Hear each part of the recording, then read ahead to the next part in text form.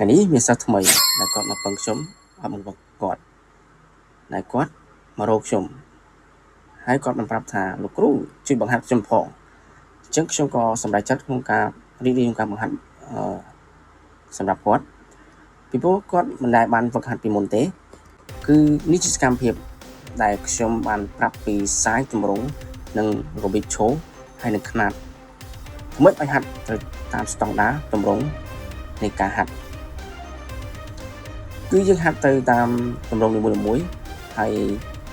ហាត់ឲ្យត្រូវស្តង់ដារគឺយើងឈរឲ្យត្រង់ហើយបន្ទាប់មកយើងទម្លាក់45ដឺក្រេបងប្រុសបានធ្វើទៅតាមតិចនិចរបស់ program របស់ខ្ញុំគឺដំបូងគឺខ្ញុំឲ្យគាត់ហាត់ជើងហើយបន្ទាប់មកខ្ញុំនឹងឲ្យគាត់ហាត់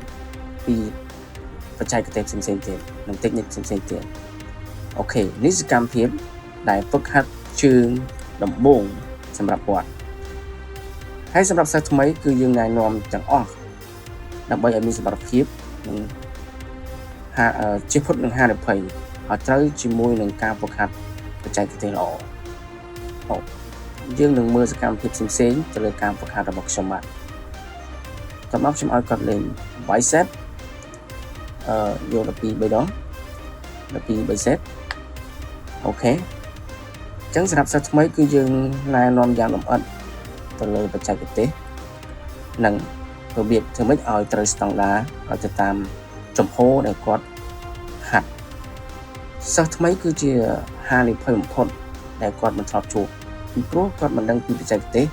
ក្នុងការហ្វឹកហាត់ឲ្យលម្អិតនៅស្តង់ដារទេអញ្ចឹង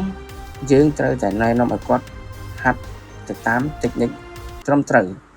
និងណែនាំត្រឹមត្រូវទៅលើ program និងការហ្វឹកហាត់យ៉ាងលម្អិតចឹងវាមានការលំបាកសម្រាប់គ្រូនិងសិស្សដំបូងដែលគាត់មកធ្លាប់ហ្វឹកហាត់សាច់ដុំពីមុនមកអូខេចឹងគ្រូនឹងរីករាយនឹងណែនាំការហ្វឹកហាត់សម្រាប់សិស្សនីមួយៗគឺឲ្យត្រូវបច្ចេកទេសត្រឹមត្រូវហើយសិស្សទាំងអស់គឺត្រូវតែប្រឹក្សាជាមួយនឹងគ្រូថាការហ្វឹកហាត់ឬក៏បច្ចេកទេសនីមួយៗត្រឹមត្រូវល្អ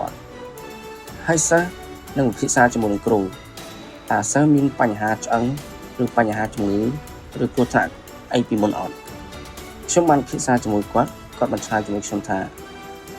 ខ្ញុំមិនមានបញ្ហាពីមុនទេបាក់ជើងបាក់ដៃឬបញ្ហាអីផ្សេងគឺអត់មានទេខ្ញុំកាន់តែរីករាយបន្ថែមទៀតក្នុងការហ្វឹកហាត់របស់គាត់សិស្សថ្មីតែងតែប្រឹក្សាជានិច្ចក្នុងការហ្វឹកហាត់ជាងមិនអាចបង្វឹកគាត់ទៅដោយមិនបានពិភាក្សាទេអញ្ចឹងខ្ញុំតែងតែណែនាំគាត់អូខេនេះជាកម្មវិធីដែលខ្ញុំបានប្រាប់គាត់និងណែនាំគាត់ពីរបៀបហាត់ហើយនឹងលើកទឹកចិត្តគាត់ក្នុងការហ្វឹកហាត់ហើយគាត់បានទទួលយកក្នុងការនិយាយប្រឹក្សាជាមួយខ្ញុំបាទហ្នឹងហើយខ្ញុំបាទតែងតែសួរទៀតថាមិនថាសិស្សថ្មីសិស្សចាស់ឬក៏អ្វីទេគឺខ្ញុំតែងតែសួរទៅលើការហ្វឹកហាត់ចុះហ្វឹកហាត់របស់គ្រូយ៉ាងម៉េចដែរឲ្យ rate គ្រូបានប្រមាណដែរព្រោះគឺល្អ good ហើយលម្អិតអញ្ចឹងនេះគឺគាត់ទឹកមុខមកគាត់ថាហ្វឹកហាត់ជួយខ្ញុំគឺរីករាយអញ្ចឹងគាត់បានពិភាក្សាជួយខ្ញុំសួរទៀតថាលោកគ្រូតើនេះជាហ្វឹកហាត់យកសាច់ដុំផ្នែកត្រង់ណាម៉ាស៊ីននេះលេងយ៉ាងម៉េចគាត់តែពិភាក្សាជាមួយខ្ញុំបាទអញ្ចឹងខ្ញុំបានពឹកគាត់ពីមួយបាច់ទៅមួយបាច់ឥឡូវខ្ញុំបានឲ្យគាត់ហាត់យកទ្រង់តិចខ្ញុំចង់ដឹងថាគាត់មានកម្លាំងសាច់ទ្រង់ក្នុងការលើកអត់អូខេមើលទៅសកម្មភាពគាត់លេងគឺគាត់សប្បាយរីករាយនឹងការហ្វឹកហាត់តាម program នីមួយៗរបស់ខ្ញុំបាទអញ្ចឹងយើងមានតែប៉ុណ្្នឹងឯងអញ្ចឹងអរគុណជម្រាបលា